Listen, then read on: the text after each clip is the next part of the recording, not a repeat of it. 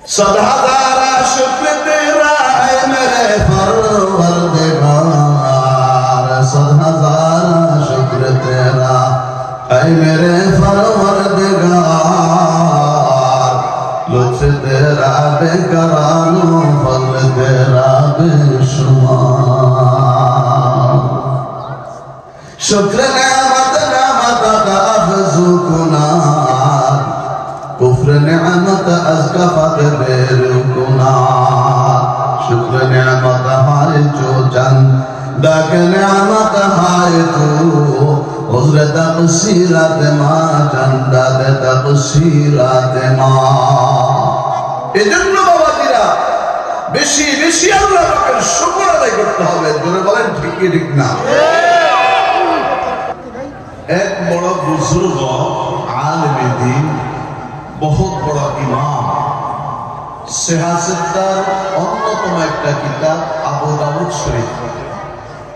কিতাবের নাম কি? আবু দাউদ শরীফ। এই আবু দাউদ শরীফের এই কিতাবের মুসান্নিফ ইমাম আবু দাউদ রাহমাতুল্লাহ আলাইহি।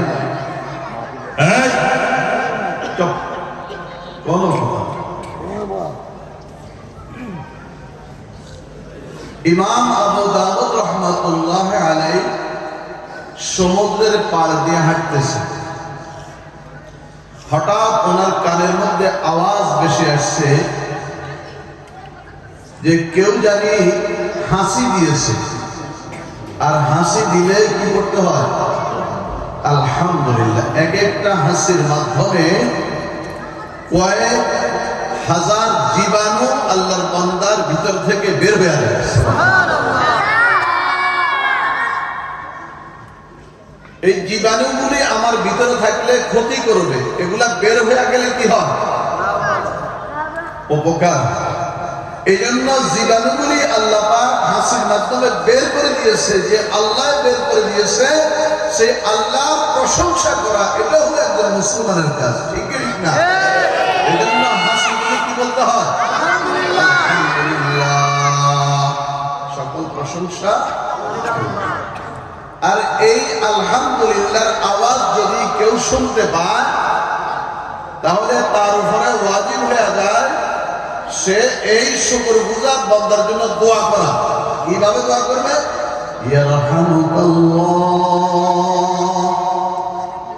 আল্লাহ তোমার উপরে দয়া আর রহম করেন। সুবহানাল্লাহ। ইমামে আবু দাউদ রাহমাতুল্লাহের কানের মধ্যে যখন এই আওয়াজ আসছে যে কোন আল্লাহর বান্দা হাসি দিয়েছে, হাসি দেওয়ার পরে সে আলহামদুলিল্লাহ বলেছে, এখন তিনি খুঁজতেছে কই থেকে আসলো আলহামদুলিল্লাহর আওয়াজ। লক্ষ্য করে দেখলেন যে নদীতে একটা জাহাজ দেখা যায়। কি দেখা যায়? জাহাজ, সাফিনা দেখা যায়।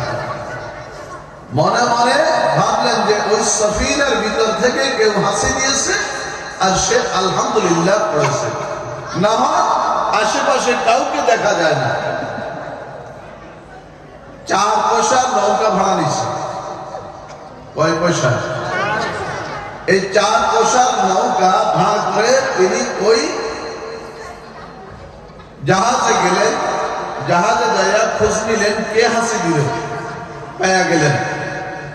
তো ওই আল্লাহর বান্দাকে শুনাইয়া দিলেন যে তোমার হাসির জবাবে আমি তোমার জন্য দোয়া করতেছি, আলহামদুলিল্লাহ। সুবহানাল্লাহ। একই মজলিসে যদি কেউ হাসি দিয়া আলহামদুলিল্লাহ পড়ে জোরে আওয়াজে, যে শুনবে তার উপরে ইয়ারহামুকাল্লাহ বলা ওয়াজিব। কিন্তু মসজিদ যদি ভিন্ন হয়, যেমন জাহাজ থেকে ওখান থেকে পড়েছে, ওখান থেকে আওয়াজটা আসছে, আমার ওখানে যাইয়া ইয়ারহামুকাল্লাহ বলা আমার জন্য ওয়াজিব নয়, এটা মুস্তাহাব কাজ। দেখেন আমরা অনেক সময় মনে করি যে এটা মুস্তাহাব, এটা না করলেও হবে। আমাদের দেশে এক শ্রেণীর আমাদের ভাইয়া আছে, আলেম নামে এই জুলুমি কাজগুলা করে। এরা আমাদেরকে নফলিয়াত থেকে, মুস্তাহাব্বাত থেকে, সুনান থেকে আমাদেরকে আস্তে আস্তে দূরে সরায়। এরা বলে মাথায় টুপি দেওয়া লাগবে না,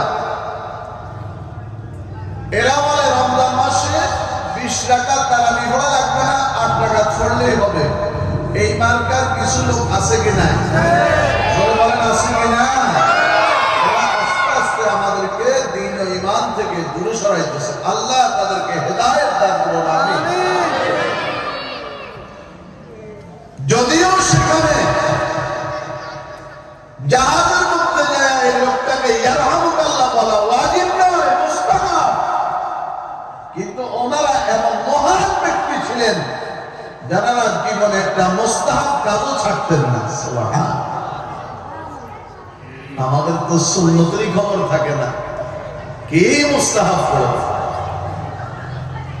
জোহরের নামাজ পড়তে যায়, আগে 4 রাকাত নামাজ পড়া সুন্নতে মুআক্কাদা না? ফরজের আগে 4 রাকাত নামাজ পড়া সুন্নতে মুআক্কাদা না? পড়ে না। জোহরের পরে 2 রাকাত সুন্নত নামাজ পড়া সুন্নতে মুআক্কাদা পড়ে না। আরে জোহরে কি পড়বে? জুমাতে তো পড়ে না। আপনার জুমা 4 রাকাত সুন্নাত পড়তে রাজি না, বাদাল জুমা 4 রাকাত সুন্নাত পড়তে রাজি না। আরো এটা সুন্নাত থেকে বাহির করার জন্য দলিল প্রমাণ খুঁজে, আছে কি না? আল্লাহ এদেরকে হেদায়েত দান করুন। আমিন।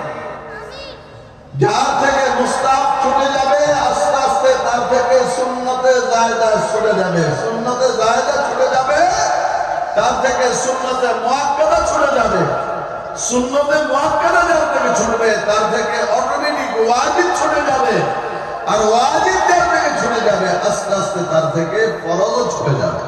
জোরে বলেন ঠিক কি ঠিক না?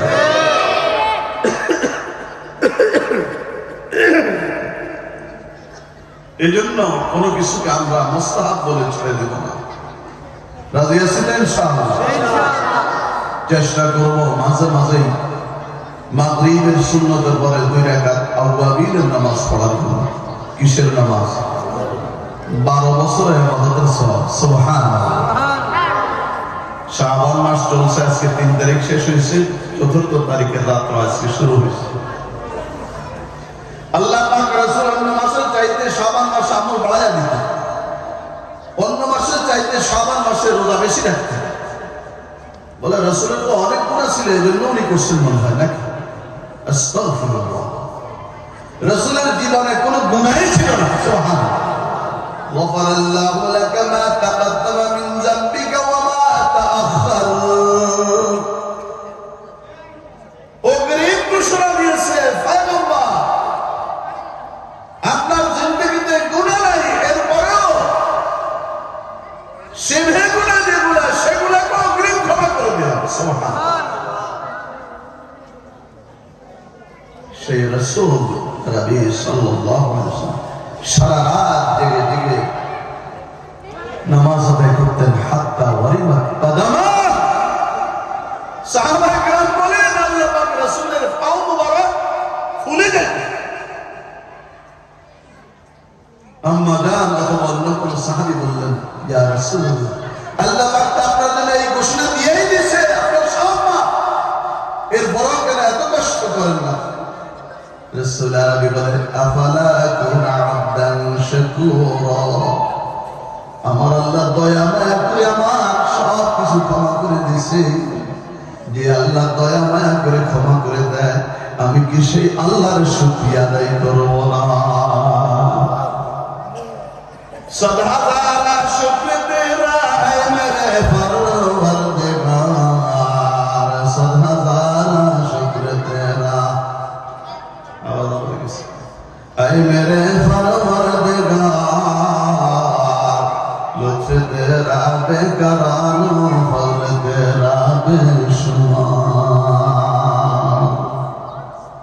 शुक्र नेमत नेमत अफ़ज़ु कुनार, कुफ्र नेमत अज़कफ़त बेरुकुनार। शुक्र नेमत हाय जो चंद दाक नेमत हाय जो, उज़्र तक़सीरत मा चंदद तक़सीरत मा। এজন্য বাবাজিরা বেশি বেশি আল্লাহ পাকের শুকর আদায় করতে হবে। জোরে বলেন ঠিক কি ঠিক না? যত শুকরিয়া আদায় করবেন তত নিয়ামত বৃদ্ধি পাবে। মাঝে মাঝে চেষ্টা করবেন, সব সময় প্রথমে মাঝে মাঝে চেষ্টা করবেন ফজরের নামাজের পর যখন সূর্য উদিত হবে, ওই সূর্য উদিত হওয়ার 20-22 মিনিট পরে 2 রাকাত করে ইশরাকের নামাজ আদায় করবেন। কয় রাকাত নামাজ? 2 রাকাত করে 4 রাকাত ইশরাকের নামাজ আদায় করবেন। এ মেরে দোস্ত, একটা হজ এবং একটা কবুল উমরার সওয়াব লেখা হবে। 7 লক্ষ টাকা। যারা ভিআইপি যায় এদের আরো বেশি লাগে হজে যেতে।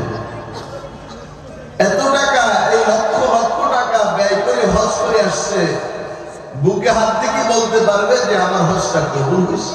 না। কিন্তু ফজরের পরে যদি এই নফল 4 রাকাত নফল নামাজ যদি আদায় করি, ইয়াকিনান বলতে পারবো, নিশ্চিতভাবে বলতে পারবো যে আমার আমল নামার মধ্যে কবুল হজের সওয়াব আর কবুল ওমরার সওয়াব লেখা হয়ে গেছে। অনেক আল্লাহর বান্দা হাসর মাঠে উঠবে, এদের আমল নামা দেখেই মনে মনে ভাববে যে এটা তো মনে হয় আমার আমল নামা। কেন? এখানে দেখা যাচ্ছে অনেক কবুল ওমরার সওয়াব, কবুল হজের সওয়াব। গরিব মানুষ ছিলাম, রিক্সাওয়ালা, ঠেলাওয়ালা, ভ্যানওয়ালা, হজ করার তো সেই তৌফিক আল্লাহ দেয় নাই। এটা কি কোনো ফেরেশতারা ভুল করছে কিনা? দৌড়ায় যাবে আল্লাহ পাকের কাছে, আল্লাহ মনে হয় ফেরেশতারা ভুল করছে। আল্লাহ পাক ডাক দেয়া বলেন, লা ইয়াসুনাল্লাহ মা আমারহুম ওয়া ইয়াফআলুনা মা ইউমারুন। আমার ফেরেশতারা তারা এমন, আমি যা হুকুম করি এই হুকুমের মধ্যে বিন্দু মাত্র তারা নাফরমানি করে না। সুবহানাল্লাহ, হুকুমের অবাধ্য কিছু করে না। আর আমি যা বলি সাথে সাথে তারা তা মানে। এটা হলো ফেরেশতাদের সিফাত। আমার ফেরেশতা ভুল করতে পারবে, বলবো আল্লাহ ভুল না করলে আমি তো হজই করতে পারি না, হজের সব লেখা দিচ্ছে, ওমরার সব লেখা দিচ্ছে। আল্লাহ বলবে যে এই যে হুজুরা বলছে না, শামসুল আলম সাহেব, মুফতি শামসুল আলম সাহেব বলছে না, অমুক হুজুর বলছে না, অমুক ইমাম সাহেব বলছে না যে এইভাবে ফজরের নামাজের পরে সূর্য উদিত হওয়ার পরে 20-22 মিনিট পরে নামাজ পড়লে হজের সব ওমরার সব দেওয়া হবে। বলে হ্যাঁ হ্যাঁ আল্লাহ বলছো তো, আমি তো করছি তো। বলে হ্যাঁ হ্যাঁ, এই হওয়ার কারণে তোমার আমল আমার বলতে এইভাবে কবুল হজ আর ওমরার সব লেখা হয়ে গেছে। পড়বেন তো মাঝে মধ্যে ইনশাআল্লাহ। আল্লাহ সর্বদাই পড়ার তৌফিক দান। আমিন। রমজান মাস আসতেছে, তাহাজ্জুদের আমলটা করবেন 9টার পরে। হযরত ফুকাহায়ে কেরাম বলেন ইশরাকের পর থেকে শুরু হয়ে যায় চাষের নামাজ। আল্লাহ আমল করার তৌফিক দান। বেশি বললে আবার অনেকের বাড়ি হয়ে যায়। মুহতারাম হাজিরিন, তো বলতেছি নফলের দ্বারা বান্দার মাকাম অনেক বৃদ্ধি পায়। ইমামে আবু দাউদ রাহমাতুল্লাহ আলাইহি ওখানে যাইয়া আলহামদুলিল্লাহর প্রত্যুত্তরে ইয়ারহামুকাল্লাহ বলা, এটা আমার জন্য ওয়াজিব নয়, এটা মুস্তাহাব। এরপরে ওই মুস্তাহাব আমলটা তিনি করেছেন। ফিরে আসার সময় লাইভ থেকে আওয়াজ বেশি আসতেছে, সুবহানাল্লাহ। এই ইমাম আবু দাউদ, আজকে তুমি এই 4 বছর ব্যয় করে এই মুস্তাহাব আমলটা করার কারণে আমি আল্লাহ এত খুশি হয়েছি, এত খুশি হয়েছি। ইমাম আবু দাউদ, আমি আল্লাহ তোমাকে মাফ করে দিছি। আমি আল্লাহ তোমার জন্য জান্নাতের বরাদ্দ করেছি। আবু দাউদ শরীফ লেখছো এজন্য নয়, অনেক মুহাদ্দিস এজন্য নয়, হাজার হাজার রাকাত তাহাজ্জুদ পড়ছো এজন্য নয়, অনেক কিতাব লেখছে এজন্য নয়, অনেক বড় ডিগ্রিধারী এজন্য নয়। ইখলাসের সহিত এই মুস্তাহাব আমলটা আমি আল্লাহকে খুশি করার জন্য করেছো। দুনিয়ার কোন মানুষ তোমার এটা জানে না। আবু দাউদ এই কাজটা করেছে, কেউ জানে না, কেউ জানে না। আমরা তো মানুষকে জানার জন্য আমল করি। জোরে বলেন ঠিক কি ঠিক না? রাত্রে যদি উঠতে পারি তাহাজ্জুদের জন্য কাশি খুশি দিয়ে মানুষকে বোঝানোর চেষ্টা করি আমি তাহাজ্জুদ পড়ার জন্য।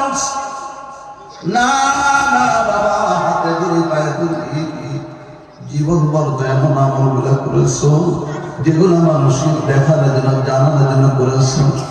এমন এমন কিছু কাজ একটু করার চেষ্টা করো বাকি জীবন, যে কোনো মানুষ দেখবে না, কোনো মানুষ জানবে না, একমাত্র আমার মাওলা দেখবে, আমার মাওলা জানবে।